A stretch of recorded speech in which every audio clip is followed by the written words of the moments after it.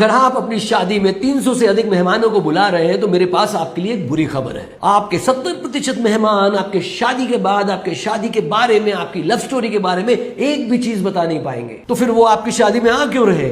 खाने के लिए और फोटोओं के लिए। वेडिंग वायर के इंडिया न्यूलीवेड सर्वे के अनुसार औसतन इंडियन शादी में 330 मेहमान आते हैं और उसका कुल खर्चा होता है 29.6 लाख रुपीस।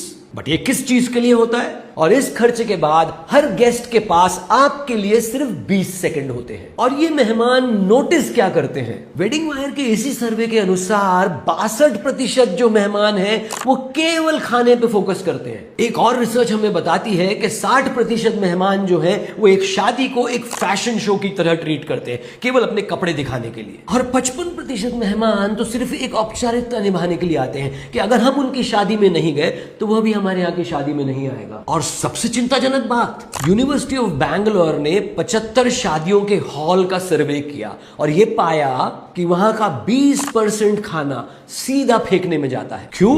क्योंकि बफे सिस्टम जो बना है वहां खाना भूख के हिसाब से नहीं लेता इंसान, दिखावे के हिसाब से। जितना बना है सब ले लेता है और उतना तो वो जिंदगी में कभी नहीं खा सकता। और एक भारतीय परिवार इसी रिसर्च के हिसाब से एक शादी में अपनी सालाना इनकम से 6 गुना ज्यादा खर्चा कर देता है। 6 गुना केवल एक दिन के लिए। और इसकी जो मार्केटिंग सीख है उस पर कोई चर्चा नहीं करता। हम अपनी शादियां उन लोगों के लिए कर रहे हैं जो कभी याद भी नहीं रखेंगे। ब्रांडिंग में इसे कहते हैं ऑडियंस डिल्यूजन। आप सोच रहे हो अधिक भीड़ मतलब अधिक इंपैक्ट, हो कुछ उल्टा रहा है बिल्कुल। जो लोग सच में चिंता करते हैं आपकी और आपके करीब हैं वो तो आपके ड्राइंग रूम में भी आ जाएंगे। बाकी भीड़ वो सिर्फ बिरयानी के लिए आती है। तो मुद्दा सीधा साफ है, क्या अब वक्त नहीं आ गया कि हम अपनी मेहमानों की फहरिस्त को कम कर दें, बिल्कुल छोटा कर दें? जो हमारे करीब के हैं केवल उनको बुलाएं। छोटी शादियां, बड़ी स्मृतियां। तो आप अपने आप से पूछिए, क्या आप शादी लोगों की वाहवाही प्राप्त करने के लिए कर रहे हैं या किसी प्रामाणिकता के लिए? आपकी शादी,